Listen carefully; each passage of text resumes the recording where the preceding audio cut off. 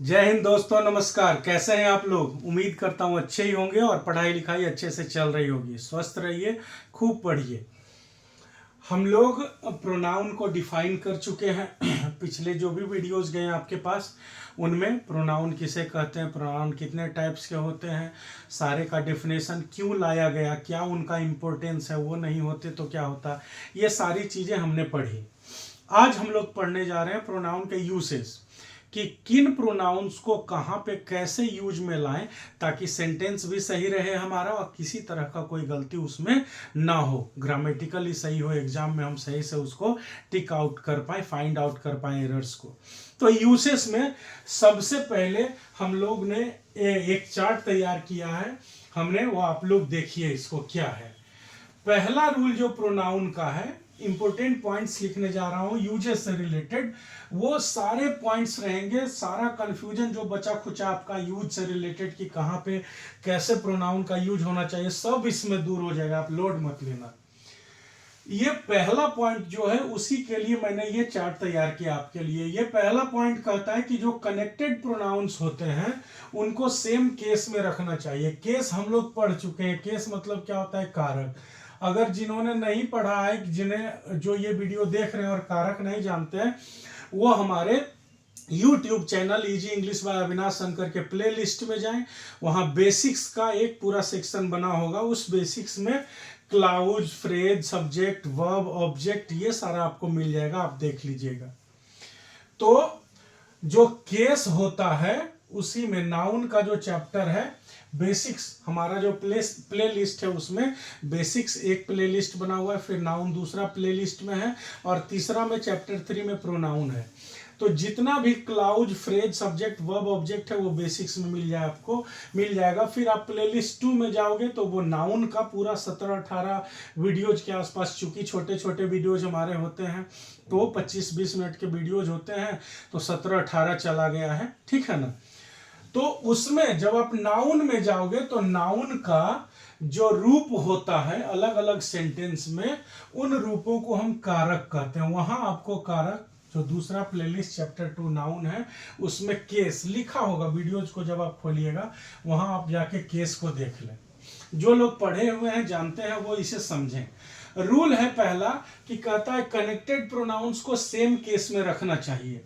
अब same case में रखने के लिए पहले जान तो ले कि कौन क्या सिचुएशन में रहता है। तो दोस्तों, ये जितना भी दिया हुआ, ये सारा पर्सनल प्रोनाउन का लिस्ट है। सबका क्या है? नॉमिनेटिव या सब्जेक्टिव केस, ऑब्जेक्टिव केस और पोसेसिव केस। पोसेसिव केस दो टाइप्स के होते हैं। एक पोसेसिव एडजेक्टिव नेचर का होता है, दूसरा पोसेसिव प्रोनाउन नेचर का होता है। दोनों से रिलेशनशिप, अधिकार या संबंध का बोध होता है। और फिर सबके रिफ्लेक्सिव प्रोनाउंस। ये चार्ट मैंने बनाया, इसको आप अच्छे से ढंग से दिमाग में रख लो। जहां पे सब्जेक्ट के जगह आई लग रहा होता है, वहां पे अगर आई को ऑब्जेक्ट में कन्वर्ट करना होगा तो मी लिखा जाता है। वहीं पे एडजेक्टिव वाला पोसेसिव सेंस लगाना हो तो माई, और प्रोनाउन वाला लगाना हो तो माइन, और आई का रिफ्लेक्सिव में जाता है माई सेल्फ। वैसे वी के लिए अस, आर, आर्स, आरसेल्स, यू के लिए यू, योर, योर्स। अब जो कोई यू सिंगुलर प्लूरल दोनों होता है, इसलिए योर सेल्फ होता है सिंगुलर रिप्रेजेंटेशन के और योर सेल्फ होता है प्लूरल रिप्रेजेंटेशन के लिए। ये सारा फॉर्मेशन आपको अपने दिमाग में दोस्त रखना पड़ेगा, ठीक है ना।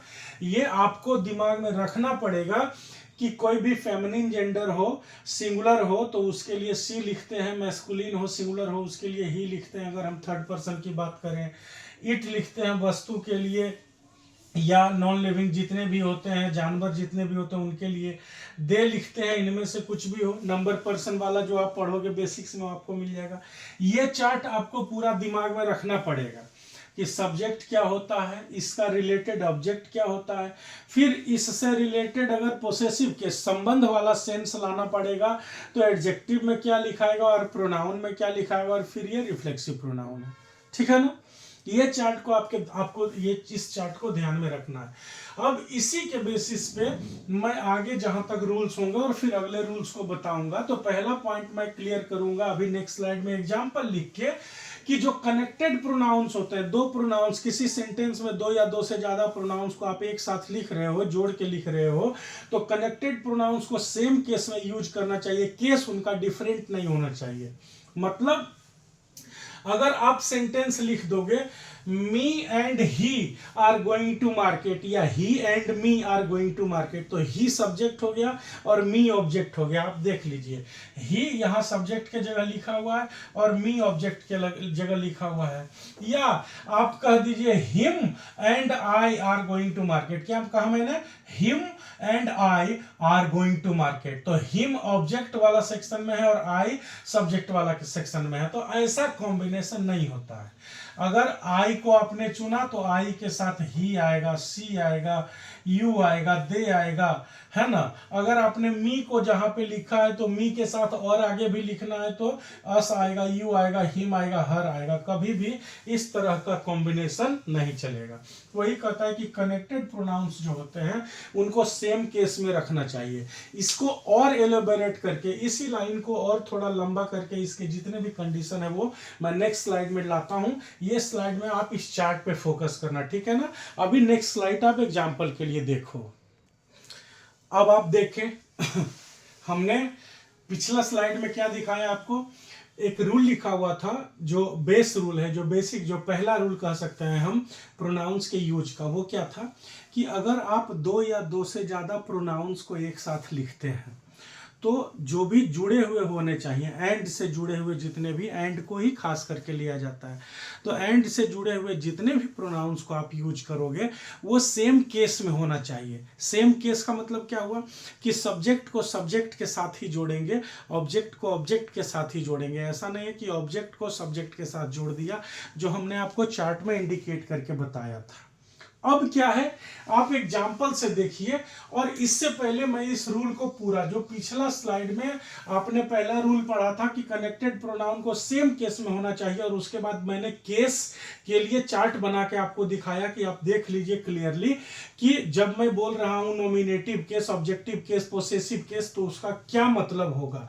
वो चार्ट देख के आप समझ जाओगे। चार्ट आपके पास चला गया, आपके सामने है। अब क्या है, ये कहता है कनेक्टेड प्रोनाउंस को सेम केस में यूज करना चाहिए। ये तो आप समझ लिए। अब केस का निर्धारण कैसे होगा, कौन सा होगा, सब्जेक्टिव होगा कि ऑब्जेक्टिव होगा, इसका पता हमें कैसे चलेगा, कैसे कहेंगे कि कौन सा केस चाहिए। तो इसका निर्धारण या चुनाव आप देख लीजिए, लिखा हुआ आपके सामने, केस का निर्धारण या चुनाव मतलब कौन सा केस वहां पे यूज होने वाला है, उस सेंटेंस में, उस वाक्य में प्रोनाउन का कौन सा केस हम यूज करें, सब्जेक्टिव केस यूज करें कि ऑब्जेक्टिव केस यूज करें, ये कैसे पता चलेगा। तो उस वाक्य में प्रोनाउन को किस जगह पर यूज किया गया है। अब क्या है, हम लोग जानते हैं ना कि जो भी सेंटेंस होता है तो subject plus helping verb plus main verb plus object, general formation assertive sentence का यही होता है ना, subject plus helping verb plus main verb plus object, इसी तरह से लिखा हुआ होता है। तो देखेंगे हम कि क्या सब्जेक्ट के जगह पे लिखा गया है। अगर सब्जेक्ट के जगह पे लिखा गया तो हम सब्जेक्टिव केस यूज करेंगे, I, we, you, he, she, it और दे का। अगर ऑब्जेक्ट के जगह पे यूज किया गया है, हम सेंटेंस में उसका जगह देख रहे हैं, तो ये सब्जेक्ट का जगह है, ये ऑब्जेक्ट का जगह है। ऑब्जेक्ट के जगह यूज किया गया तो आई यूज नहीं करके मी लिखेंगे, वी नहीं लिख के अस लिखेंगे, ही नहीं लिख के हिम लिखेंगे, सी नहीं लिख के हर लिखेंगे, दे नहीं लिख के देम लिखेंगे। तो यही कह रहा है कि प्रोनाउन को सेंटेंस में किस जगह पे यूज किया गया है, इस बात पे डिपेंड करता है कि उसका केस कौन सा होगा, सब्जेक्टिव होगा कि ऑब्जेक्टिव होगा। या किसी से संबंध या अधिकार दिखाना है, तो अगर संबंध या अधिकार दिखाना है तो कौन सा केस यूज करेंगे, हम पोसेसिव केस यूज करेंगे। क्लियर है ना। फिर और एक बात कर रहा है, पहला सेक्शन क्या कहा इसने कि कनेक्टेड प्रोनाउन को सेम केस में, बहुत इंपॉर्टेंट है। प्रोनाउन का मतलब सारे रूल्स का यूसेज एक तरफ और ये एक तरफ होता है, एरर्स के लिए, खास करके कॉम्पिटिटिव एग्जाम्स के लिए बहुत ज्यादा इंपॉर्टेंट है। तो पहला सेक्शन में इसने कहा कि कनेक्टेड प्रोनाउन को सेम केस में होना चाहिए। और कैसे केस का निर्धारण होगा, ये हम कैसे डिसाइड करेंगे, सेंटेंस को देख के कि प्रोनाउन का यूज कहां किया गया है, सब्जेक्ट के जगह पे यूज किया गया है कि ऑब्जेक्ट के जगह पे किया गया है। इसके बाद और भी कहता है, क्या कहता है ये कहता है कि अगर एक साथ दो या दो से ज्यादा पर्सन्स, मतलब तीन तरह के पर्सन होते हैं ना, फर्स्ट पर्सन, सेकेंड पर्सन और थर्ड पर्सन, तो ये कहता है कि दो या दो से ज्यादा पर्सन्स के सब्जेक्ट आगे, ध्यान रखिएगा सब्जेक्ट की बात करता है, ऑब्जेक्ट में ये अप्लाई नहीं होता है। कहता है कि एक वो फर्स्ट पर्सन से आ गया और एक थर्ड पर्सन से आ गया, जैसे आई और ही लिख दिए, चाहे वी और शी लिख दिए, एक फर्स्ट पर्सन वी हो गया, फर्स्ट पर्सन शी हो गया, थर्ड पर्सन। तो कहता है तीनों में से, फर्स्ट सेकेंड थर्ड में से कोई भी दो या तीनों पर्सन का सब्जेक्ट आ गया, तब क्या करेंगे, तब सब्जेक्ट को हम कैसे सजाएंगे। ध्यान रखिएगा, मैं फिर से रिपीट कर रहा हूं, यह ऑब्जेक्ट के लिए नहीं होता, यह सिर्फ सब्जेक्ट के लिए होता है। कैसे सजाएंगे, तो सजाने का दो ऑर्डर है। मतलब यह है कि सेम केस तो आप निर्धारित कर लिए, लेकिन ही आई एंड यू लिख सकते हैं, कि आई ही एंड यू लिख सकते हैं, कि यू ही एंड आई लिखेंगे। कैसे लिखेंगे इसके लिए भी रूल है। सब्जेक्टिव ऑब्जेक्टिव का तो सिलेक्शन हो गया, ये पहला काम है। दूसरा काम क्या है, उसका अरेंजमेंट। किसका, अगर सब्जेक्ट आ गया, ऑब्जेक्ट नहीं, सब्जेक्टिव केस, अगर फर्स्ट सेकंड थर्ड में से कोई दो, चाहे तीनों का तीनों अगर एक साथ लिखा जा रहा हो, तो दो तरह से अरेंज किया जाता है, 2 3 1 से और 1 2 3 से। अब 2 3 1 कब लगता है, 1 2 3 कब लगता है, तो सबसे पहले आप जानिए कि 1 2 3 और 3 2 1 है क्या। 2 3 1, 1 मतलब हुआ फर्स्ट पर्सन, 2 मतलब हुआ सेकेंड पर्सन और 3 का मतलब हुआ थर्ड पर्सन। तो कहता है कि अगर वाक्य सही या उचित, अगर वाक्य सही या उचित या आम जीवन में होने वाली काम की बात, जो हम डे टू डे लाइफ में, इसको एक लाइन में समझना है तो ऐसे समझिए, अगर सेंटेंस को पढ़ के ये लगे कि जो हम सब लोग चाहते हैं कि हाँ ये मेरे जीवन में हो, या ऐसा हम करते हैं, इसमें कोई अनुचित नहीं है, जो आम जीवन में होने वाली बात है, जो अच्छी बात है, गुड सेंस वाली बात है, वो बात अगर हो रही हो, तो अरेंजमेंट हम कैसे रखेंगे, 2 3 1, मतलब पहले सेकेंड पर्सन वाला सब्जेक्ट लाएंगे, फिर थर्ड पर्सन वाला लाएंगे, फिर फर्स्ट पर्सन वाला लाएंगे। लेकिन अगर अनुचित बात लिखा हुआ हो, सेंटेंस में कोई अनुचित बात की जा रही हो, गलत बात, दंड का बात किया जा रहा हो, फाइन मारने का बात, बेइज्जती करने का बात किया जा रहा हो, जेल जाने का बात, माने वैसा कोई भी बात हो जिसे हम आम लोग अपनी आम जीवन में अच्छा नहीं बोलते हैं और नहीं चाहते हैं कि ये मेरे साथ हो, तो उसे अनुचित कहा जाता है। तो अगर उचित बात हो, सही बात हो, है ना, तर्क संगत बात हो, लीगल बात हो, वैधानिक हो, तो उसमें हम 2 3 1 का अरेंजमेंट रखते हैं। और अगर अनुचित बात हो तो अरेंजमेंट को हम 1 2 3 में पलट देते हैं, कन्वर्ट कर देते हैं, लिख देते हैं। ठीक है, अब एग्जाम्पल्स को देखिए।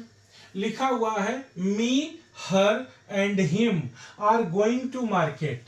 अगर आपको कहना हो मैं और वो, ये लड़की के लिए, ये लड़का के लिए, हर लड़की के लिए, हिम लड़का के लिए बाजार जा रहे हैं, तो आप मी, हर एंड हिम को कहाँ लिखे हैं आपको पता है, ये है सब्जेक्ट का जगह। और सब्जेक्ट का जगह में आपने क्या लिखा, मी, हर एंड हिम, जो कि ऑब्जेक्ट है। तो सब्जेक्ट का जगह पे सब्जेक्ट होना चाहिए। केस ऐसे ही निर्धारित करते हैं, एग्जाम्पल से समझिए अच्छे तरीके से।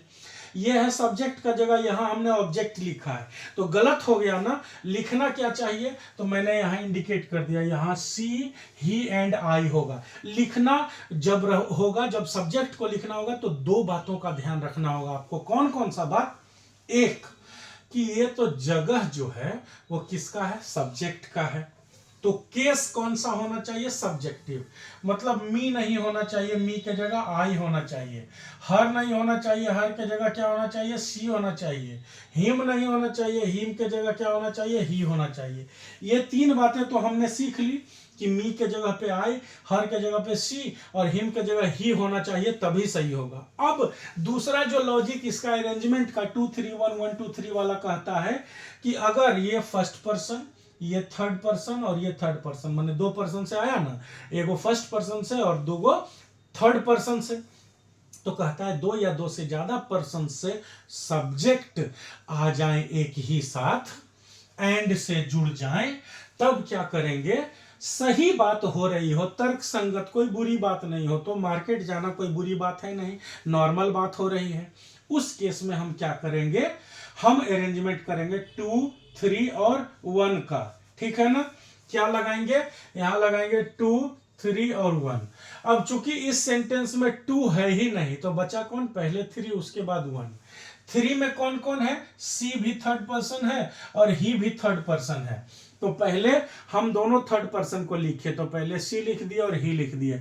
अब यहाँ पे पहले ही और बाद में सी भी आप लिख सकते हो, चूंकि तीनों थर्ड पर्सन से है इसलिए कोई फर्क नहीं पड़ेगा। यहाँ सी, ही एंड आई के जगह पे ही कोमा सी एंड आई, ये भी आप लिख सकते हो, कोई दिक्कत नहीं होगा। लेकिन पहले होगा ये दोनों थर्ड पर्सन वाला, फिर होगा फर्स्ट पर्सन वाला होगा। तो अरेंजमेंट क्या हो जाएगा, अरेंजमेंट हो जाएगा 2, 3 और 1। एक और बात पे आपको ध्यान रखना है, मोस्ट इंपॉर्टेंट क्या है, जैसे ही आप इसको अरेंज कीजिएगा, ये है आई, ये है सी और ये है ही, तीनों को सब्जेक्ट में कन्वर्ट कर दिया। ऑब्जेक्ट था तो गलत होता क्योंकि सब्जेक्ट का जगह पे है, सब्जेक्ट में कन्वर्ट कर दिया। अब क्या है, ये जो अरेंजमेंट हो जाएगा वो क्या हो जाएगा, लास्ट में लिखा हुआ है सी, ही एंड आई। अब यहाँ पे हम अगर लिख दें सी, ही एंड आई, तो क्या हो जाएगा, C, he and I are going to market. अब बहुत सारे विद्यार्थियों को क्या लगता है कि लास्ट में आई लिखा हुआ है तो आई के साथ आर लिख दिया, यहां तो एम होना चाहिए ना, होना क्या चाहिए, C, he and I am going to market. नहीं, गलत हो जाएगा, यहां एम नहीं होगा, आर ही होगा। क्यों, क्योंकि यहां पे ये जो आर है ये अकेले आई के लिए नहीं आया है, ये आर जो वर्ब है वो इस 3 सब्जेक्ट्स के लिए आया। किसके किसके लिए, सी के लिए, ही के लिए और आई के लिए, ये तीनों के लिए है ना, तो प्लूरल सब्जेक्ट होगा। यहां कुल मिला के 3 सब्जेक्ट हो गए। ये जो वर्ब आर लिखा हुआ है वो तीनों के लिए है, ये अकेला आई के लिए नहीं है। इसलिए C, he and I am going to market नहीं होगा, आर गोइंग टू मार्केट होगा। क्लियर, समझ में आई ना बात। इसी तरह से लिखा हुआ है me and my friends were present there, ये तो और ज्यादा कैजुअल है, मतलब आम बोलचाल में तो पूरा फ्रीक्वेंटली यूज करते हैं लड़के लोग, me and my friends. Me and my friends नहीं होगा, है ना, लिखा हुआ me and my friends were present there that day, उस दिन मैं और मेरे दोस्त वहां उपस्थित थे। कहीं भी किसी जगह की बात हो रही होगी उसके बारे में कह रहे हैं कि उस दिन मैं और मेरे दोस्त वहां उपस्थित थे। अब क्या है, ये सब्जेक्ट का जगह है, तो सब्जेक्ट की जगह मी लिखना गलत होगा ना, मी के जगह क्या लिखेंगे, आई। सब्जेक्ट के जगह पे ऑब्जेक्ट लिखना गलत होगा। केस चेंज किए, ये ऑब्जेक्टिव केस था, इससे पहले चेंज करके क्या करेंगे, सब्जेक्टिव केस। और माय फ्रेंड्स, तो चूंकि नाउन खुद लिखा हुआ है तो ही, सी, इट और नेम थर्ड पर्सन में आता है। आई हो गया फर्स्ट पर्सन और माय फ्रेंड्स हो गया थर्ड पर्सन। मेरे पास कौन कौन है, 1 और 3। अब क्या है, were present there that day, उस दिन वहां उपस्थित थे, तो इसमें कोई गड़बड़ बात तो हो नहीं रही है। इसलिए फिर से अरेंजमेंट किस पे आ जाएगा, 2, 3, 1 पे। 2, 3, 1 में पहले 3 वाला आएगा फिर 1 वाला आएगा, तो असल में मी एंड माई फ्रेंड्स नहीं होके क्या होगा, my friends and I. Me and my friends जहां पे लिखा हुआ है वहां पे क्या हो जाएगा, माई फ्रेंड्स एंड आई। अब लास्ट में इधर भी आई आ गया। अब आप कहिएगा आई के साथ वर लिखा हुआ है, आई के साथ तो वाज होता है, तो नहीं, आई के साथ वाज तब होगा जब सिर्फ आई के लिए वर्ब लिखा जाएगा, सिर्फ आई सब्जेक्ट रहेगा तब उसके साथ वाज लगेगा। अदरवाइज यहाँ पे माई फ्रेंड्स एंड आई 2 हैं, या माई फ्रेंड्स तो कई सारे दोस्तों की बात हो गई तो और 2 से ज्यादा हो गए, सब्जेक्ट 2 हो गया, माई फ्रेंड्स और आई, लोग तो 2 से ज्यादा हो गए, तो यहाँ पे प्लूरल वर्ब ही रहेगा, वर ही लगेगा, यहाँ पे वाज नहीं लगेगा। इस बात का भी आपको खासा ख्याल रखना होगा, क्योंकि एरर में हमेशा ऐसा करता है, या तो अरेंजमेंट गड़बड़ देगा, अरेंजमेंट गड़बड़ नहीं दिया तो केस गड़बड़ दे देगा, और केस गड़बड़ नहीं दिया तो इधर वर्ब पे ध्यान रखना पड़ेगा आपको कि लास्ट में आई लिख के एम तो नहीं लिख दिया। क्लियर है। फिर से आप तीसरे एग्जाम्पल को लिखा हुआ I, him and you will eat together. अब इसमें 2 भी आ गया, इन दोनों में 2 गायब था, सेकेंड पर्सन गायब था। ये तीसरा एग्जाम्पल में सेकेंड पर्सन आ गया। क्या लिखा हुआ है, आई, हिम एंड यू। तो आई तो सब्जेक्टिव केस में है, चलो ये सही है, लेकिन हिम ऑब्जेक्टिव केस में है, जगह ये है सब्जेक्ट का और लिखा हुआ है ऑब्जेक्टिव केस, गलत होगा ना। तो हिम के जगह क्या हो जाएगा, ही, हिम के जगह लिखेंगे हम ही। उसके बाद यू खुद सब्जेक्ट है ऑब्जेक्ट है दोनों है, तो ये तो इसी रूप में रहेगा। अब मुझे आई, ही और यू तीनों सब्जेक्ट वाले रूप मिल गए, बचा क्या, तो कह रहा विल ईट टुगेदर टुडे, आज हम लोग साथ में खाएंगे, है ना। तो यहां पे अरेंजमेंट अच्छी बात हो रही है, जायज बात हो रही है, तो फिर से आ जाएगा 2, 3 एंड 1। तो 2, 3, 1 में पहले 2 आना चाहिए माने यू, फिर 3 आना चाहिए मतलब ही, और बाद में आई आना चाहिए, है ना। तो क्या हो जाएगा, यू, ही एंड आई। तो सेंटेंस क्या बनेगा, you, he and I will eat together today. ठीक है, क्या हो जाएगा, you, he and I will eat together today. Okay, ठीक है। फिर क्या है, चौथा एग्जांपल आप देखिएगा, Rohan, me and you can be punished. अब यहाँ पे पनिशमेंट की बात हो रही है, गलत बात हो गई ना, तो अरेंजमेंट सीधा किस पे आ जाएगा, 1, 2, 3 पे अरेंजमेंट आ जाएगा। अब पहले केस चेक करते हैं, तो रोहन डायरेक्ट नाम लिखा हुआ है, प्रोनाउन है नहीं, तो केस क्या चेक करें। फिर है मी, सब्जेक्ट के जगह पे ऑब्जेक्ट लिखा है, मी लिखना यहाँ पे अनुचित होगा, यहाँ पे हम लिखेंगे आई। तो क्या होगा, रोहन हो गया, आई हो गया, यू हो गया, तीनों सब्जेक्ट पकड़ा गया। चलो अब क्या है, पनिशमेंट की बात कर रही है, तो अरेंजमेंट हो जाएगा 1, 2, 3। 1, 2, 3 मतलब क्या होगा, पहले फर्स्ट पर्सन मतलब आई, फिर सेकेंड पर्सन मतलब यू, फिर थर्ड पर्सन मतलब रोहन। ठीक है ना। तो यहाँ पे सही अरेंजमेंट क्या होगा, आई, यू एंड रोहन। और सेंटेंस क्या बनेगा, I, you and Rohan can be punished for this mistake. Clear है, यहां पे अरेंजमेंट कौन सा लग जाएगा, 1, 2, 3। इसी तरह से ये तो सब्जेक्टिव केस की बात हो गई। अब चौथा एग्जांपल आप ये पांचवा एग्जांपल होगा, इसको देखिए। They always help she, I and Reshma. अभी तक हमने क्या देखा, सब्जेक्ट के जगह पे ऑब्जेक्ट लिखा हुआ था, तो केस चेंज करना पड़ा। और चूंकि सब्जेक्ट के साथ एक और कानून है 2, 3, 1, 1, 2, 3 वाला, इसलिए दोनों को देखते हुए चलना पड़ा। ये जो पांचवा एग्जाम्पल है उसमें देखिए क्या है, ये कहता है they always help she, I and Reshma. अब दे सब्जेक्ट हो गया, हेल्प करना वर्ब हो गया, तो ये ऑब्जेक्ट का ना जगह है, ऑब्जेक्ट के जगह पे सी लिखा हुआ है, सी तो सब्जेक्ट होता है, तो सी का ऑब्जेक्टिव केस क्या होता है, हर। फिर आई भी सब्जेक्ट है, इसको भी ऑब्जेक्टिव केस में होना चाहिए, तो यहाँ पे आई के जगह पे क्या होगा, मी, और रेशमा तो नाम ही है। और आप ध्यान रखिएगा हमेशा कि ऑब्जेक्ट के तरफ 1, 2, 3, 2, 3, 1 अरेंजमेंट नहीं चलता है, किधर चलता है, सब्जेक्ट के तरफ सिर्फ चलता है, ऑब्जेक्ट के तरफ नहीं।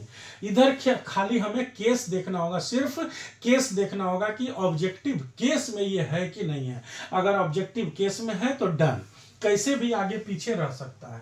तो यहाँ सी के जगह हर, आई के जगह मी, और रेशमा के जगह रेशमा ही होगा, तो क्या हो जाएगा यहाँ पे हर, मी एंड रेशमा, ये सही होगा। क्लियर है ना। तो आप देख लिए कि सब्जेक्ट के जगह रहेगा तो कनेक्टेड प्रोनाउन है तो सारा का सारा सब्जेक्टिव केस में होना चाहिए, ऑब्जेक्ट का जगह है तो सारा का सारा ऑब्जेक्टिव केस में होना चाहिए। सब्जेक्ट के जगह एक और कानून का पालन करना है, क्या, अच्छा भाव के लिए 2, 3, 1 और खराब भाव के लिए 1, 2, 3 अरेंजमेंट लाना है, first person, second person, third person में। अब इस बात का आप ध्यान रखिए, एक नोट में लिखा हुआ है कि अगर यहाँ पे तो सिंगुलर प्लूरल मिला के चल रहे हैं, अगर तीनों person, first person, second person, third person, तीनों पर्सन से खाली प्लूरल ही रहे, तब जैसे रहे वी, यू एंड दे, तब क्या होगा, we, you and the students, तब क्या होगा, तीनों person, first person, second person और थर्ड पर्सन, तीनों पर्सन से खाली प्लूरल ही सब्जेक्ट रहे, तब क्या होगा, तब भाव अच्छा रहे चाहे खराब रहे उससे कोई फर्क नहीं पड़ता है, अरेंजमेंट हमेशा 1, 2, 3 का चलता है। ध्यान रखिएगा किसमें, अगर तीनों पर्सन से, फर्स्ट सेकंड थर्ड तीनों पर्सन से प्लूरल सब्जेक्ट ही आ जाए, ऑब्जेक्ट में कभी कुछ 1 2 3 2 3 1 लागू नहीं होगा। ऑब्जेक्ट में खाली केस चेक करना है कि ऑब्जेक्टिव केस में है कि नहीं, सब्जेक्ट की तरफ चेक करना है कि 2 3 1 1 2 3 में से क्या लगेगा, सब्जेक्टिव केस में है कि नहीं है। ऑब्जेक्ट में खाली चेक करना है ऑब्जेक्टिव केस में है कि नहीं है। लेकिन अगर सब्जेक्ट के तरफ तीनों पर्सन का प्लूरल ही आ जाए तो अच्छा भाव रहे चाहे खराब भाव रहे, अरेंजमेंट हमेशा 1 2 3 का लगेगा। ठीक है, आई होप कि पिछला स्लाइड का जो चार्ट था केस वाला वो और ये one of the most important rules हैं ये प्रोनाउन के यूसेस के, ध्यान रखिएगा। तेरे आपको भरे हुए एग्जाम्पल्स और भरे हुए एरर्स मिल जाएंगे इससे रिलेटेड। अच्छे से इस वीडियो को देखिएगा, एक दो बारी रिवाइंड करके देखिए अगर एक बार मैंने क्लियर हो रहा हो, लेकिन बहुत इंपॉर्टेंट है। ठीक है ना, तो इस वीडियो को यहाँ एंड करते हैं, नेक्स्ट में और भी इंपॉर्टेंट पॉइंट्स को लेके आएंगे। ठीक है ना, वीडियोज को जरूर देखिए, अगर आपको अच्छा लगता है तो अपने दोस्तों को भी शेयर कीजिए, बताइए, चैनल को सब्सक्राइब करने के लिए कहिए, आप भी वीडियोज में कमेंट कीजिए, वीडियो को लाइक कीजिए और शेयर कीजिए। ठीक है ना, तब तक के लिए thank you, all the best.